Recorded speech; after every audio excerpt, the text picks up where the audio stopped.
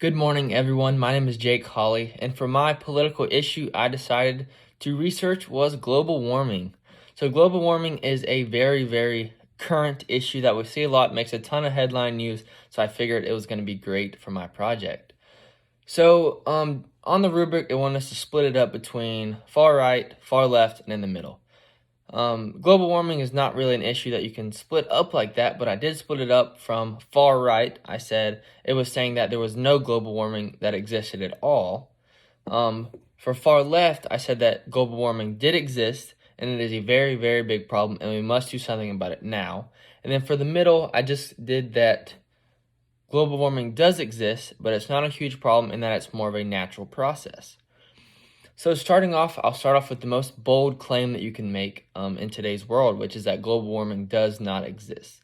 Now, we do still have people that do say this, and this is stated in the article called Forget About Global Warming, Pause, It Doesn't Exist.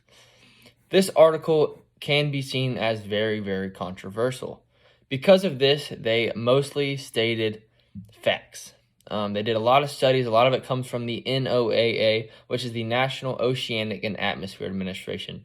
They directly state over and over a lot of scientific studies and a lot of experiments. This is so because a lot of people are going to question this and they have to back it up. If it was opinion-based at all, it would not be a successful article and it would not be believed by anyone. So moving on to the next one, let's do kind of in the middle. So this article is titled, Is Climate Change an Existential Threat or Just a Catastrophic One?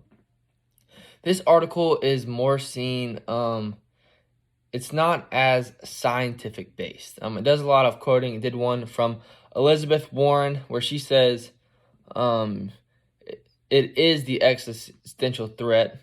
It's the one that threatens all life on this planet.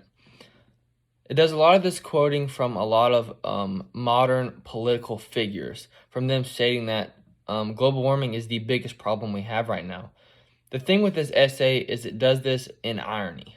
What it does is it then goes back after and kind of states that these are all overreactions, that this is not actual factual, that they're stating that this global warming is happening, it's overreacted, it does exist, they are correct, but all these political figures that make this huge deal about it, it's overreacted, but it is there. So that's kind of our middle standpoint.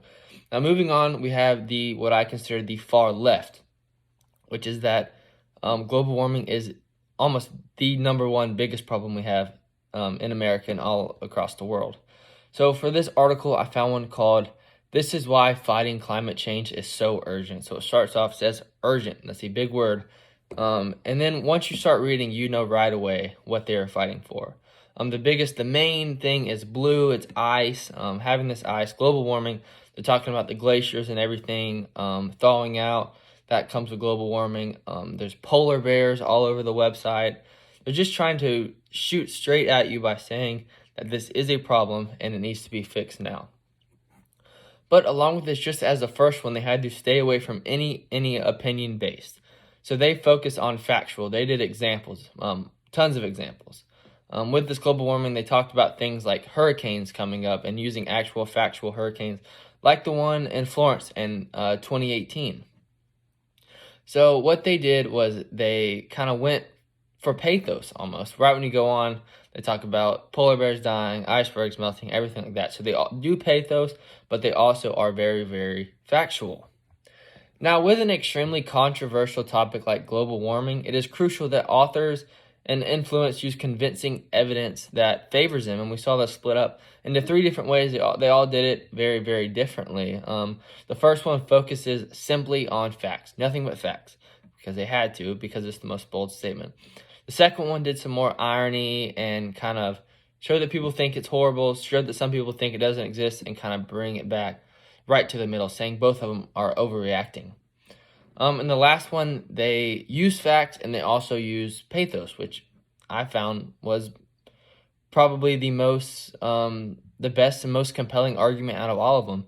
It used both of them. All of these articles could be seen as beneficial and ones that portrayed the claims they wanted to. But I feel like the last one, the one that kind of sat with the far left, did the better job. All around, it was a more well-rounded article. So that's what I found. And that's it for my breakdown of my final project.